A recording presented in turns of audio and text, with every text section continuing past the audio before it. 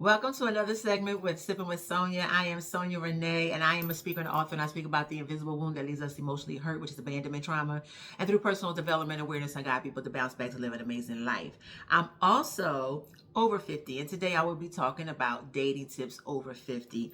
I am actually 55 years young, not ashamed to say it, because I'm grateful to still be here, alive and well. And I wanted to share some tips with my sisters out there who are over 50, dating again, and just trying to navigate through the waters because the waters could be a little muddy. So I just wanted to be here to give a couple tips of some things that I've experienced and also research that I've done that can be beneficial to you. And so dating over 50 can be an exciting and a fulfilling experience. And here are some practical tips, thoughtful tips tailored to people in this stage of life. And in this stage of life, we have lived over half a century. We have lived a lot of life. We've gone through the challenges and the changes, right? And so we're at a place in our life where our tolerance level is very low or to the floor. Our patience is short, depending on the situation, or long, depending on the situation. And we're just really enjoying our solitude. We're really enjoying our free time and our life just to do the things that we desire to do. Because for most of us, the most half of our lives, we took care of, our families. If you were married with children and now you're divorced, or if you've never been married, but you do have children, our children were our priority. We worked, we had a career. Some people may be retired now. Some people could be in their second phase of actually now pursuing the dreams that they had and living their best life. And I concur with that because I too started at 50 my acting career again and doing very well with it. So at this stage in life, it's about doing the things that matter to us, putting ourselves first, right? So here we go. The first thing I want to talk about is mindset and confidence. Okay. Embrace who you are right now. It doesn't matter who you were years ago. Embrace who you are right now. The person who has gone through the life, the ups and downs, the bumps and bruises, embrace that person right now and be confident in who you are. You don't have to try to be somebody that you're not. You lived long and you've learned and you've grown. So own it. The second thing is let go of the past. Be honest with yourself and others about what you want now. And now, what was lost or missed before. It doesn't matter. Because if it was supposed to be with you, you would still have it. Right? So let go of the past. And I know we say, oh, I let go of the past. And then sometimes we really have it. Because if you're thinking about what somebody said or done, or if you're reminiscing about it, or constantly talking about it, you're not over it. So deal with that and let go of the past and don't allow that to infiltrate or filter into your new world of dating experiences. Also be open to different paths. you know um I was raised Gen X. I'm a Gen Xer, and so we're all of us over 50 are Gen Xers. But we were raised a certain way, right? We was raised in a certain culture, raised in a certain way. So now, with the things being so different, we have to be open. Dating might not look the same as it did when we were coming up. Matter of fact, it doesn't look the same. The men aren't built the same. So, it's really challenging to be out here in this dating world. So dating can look different than it did decades ago. So be curious rather than judgmental. Be curious to be open to learn what you can learn. And, pick and choose what you want to choose, Eat the meat and spit out the bones. If it clicks, let it stick. If it doesn't apply, let it fly. The next thing is meeting people. Now, this is a biggie because you got to get yourself out there, right? Especially if you want to have a companion. And so I encourage try online dating wisely. I've done it, but do it wisely. And the sites that I'm going to suggest is Our Time, Silver Singles, and Match, because these cater more to the mature daters. Okay, so start slow and stay safe. It's not a rush. It's not a sprint. It's a marathon. Take your time with it, because when you meet your person, you're going to want to take your time to really get to know them and them you, and enjoy each other's company. Okay, so don't rush through it. Explore offline opportunities. So yes, you have to get out the house. It's not going to, the opportunity is not going to knock on the door. You have to get out the house. Okay. Social groups, I've been on Facebook groups of, women who get together in the group and go out and have a good time. We've gone to the wine vineyards. We've traveled. So, get yourself out there and meet other women and make friends, because you never know who you can meet through a friend, right? Classes like cooking classes, photography. They got sip and paint classes, and now they have sip and cake classes, so you can sip and bake a cake. I'm gonna try that one because I like sweets. So I'm gonna try that one myself and see how that works out. But they have all different types of classes out there, pottery classes that you can take, where you can meet some quality, mature people. Also, volunteering in the community. That's a way to give back and feel, like you're giving something valuable to the community that you're in. And these events are a great way to meet like-minded people.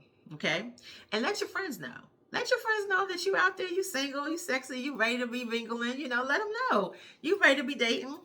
So when you let your friends know, they might know someone great that they can make an introduction. Especially because in this case, your friend knows you very well, right? Your friend knows you very well. They know what you're going to deal with, what you're not going to deal with. They know your story, what you've been through, and what you've survived.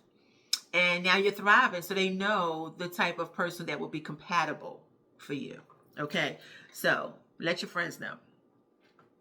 Next is first dates and communication. Now this can get a little tricky because, sometimes we share things too much too soon.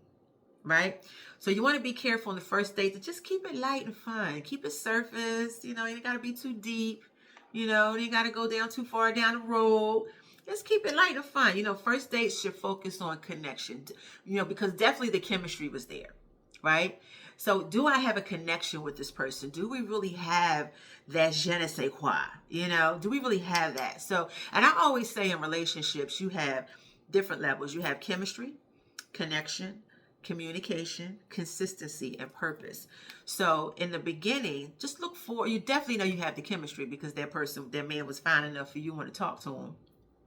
Or vice versa. So if you're a man watching this and you're out there dating in your 50s too and you're looking for a quality woman, first thing you look at is what? The visual, right? We're all visual. And, but it's more important to see, do I have a connection with this person? Are we like-minded? Are we kind of going and growing in the same direction? Do we see things, kind of the same? Have we maybe been through some similar experiences that could be a connection as well? So look for those things, okay? Not too deep dives into health issues and ex-spouses. Please do not talk about your ex-spouse, your ex-boyfriend, your ex-girlfriend to the potential person that you're speaking to, because that's a quick turnoff. And that's also a clear indication that you have not gotten over what happened with that ex. Now, it's okay if they ask you, are you officially divorced or something like that? Yes, you can answer those questions, but you don't want to go too deep into your actual experience until you feel you can trust this person with this information. Okay? Ask meaningful questions. Ask meaningful questions. Get to know the values and interests and goals of this person. But avoid turning it into an interview. Be very careful that you're not making this person feel like they're on display. Okay? Because that's a turn off. Nobody wants to feel like they're on display. Okay? So, and listen actively. Listen actively. Show genuine interest. Don't waste anybody's time because we don't want anybody wasting ours. Show genuine interest. And it's a key connection to connect at any age. Okay? It's a very key connect. And at this age, when we do find someone that we can connect with, or someone that we can be a companion with, someone to be in a long-term relationship or marry, whatever your desire is, at this age, you really want someone that can, has staying power and will be there for the long haul. So the same thing that you're giving is the same thing you want to get. Build a relationship. Take your time. Chemistry is great, but long-term compatibility matters just as much, maybe more. Discuss expectations. At this age, you may both be more set in your ways. And so be open and respectful about boundaries, lifestyle, and future plans. Stay physically and emotionally open. Intimacy can still thrive at this age, honey, especially for women in their 40s and 50s, because Y'all know how we are in the 40s. We hit our sexual peak in our 40s and 50s as where men hit it in their 20s and 30s. So don't you have to be so quick to go out there, you know, and do a little something, unless you want to, because you're grown. That's your business. However, you just want to be careful with that. You know, just be open to it, but be careful, because the intimacy part is great when you enjoy the holding hands and the hugs and the, you know, the kisses. You know, enjoy that and just spend the quality time. Enjoy that part of the intimacy before you get to the big stuff, right? And lastly, red flags and caution. Gotta know what those red flags are. Okay, watch for inconsistencies or secrecy. Inconsistent people will produce inconsistent results, and secrets.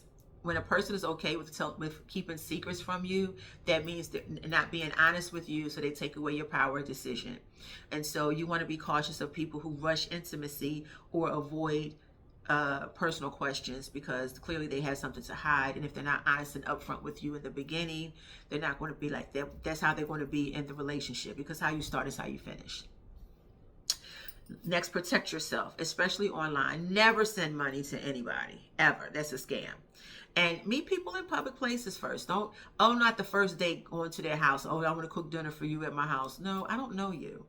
Okay, you don't know, people out here are doing some really crazy things. So no, meet in public for the first few days, until you don't visit them until you feel safe and comfortable to do so.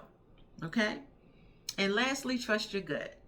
If something feels off, it probably is. We have intuition for a reason, so use it. I hope these tips were great for you and that you enjoyed them. If you didn't see my other video, part 1 on dating tips, go back and watch that. As you come back and watch this one as well, share it with some people that you know. These are some great tips to allow you to be able to put yourself out there, explore, have a good time, meet people, enjoy yourself, and also at the same time, keep yourself safe. All right, my name is Sonia Renee, and I'll see you next time on Sipping with Sonia. Bye.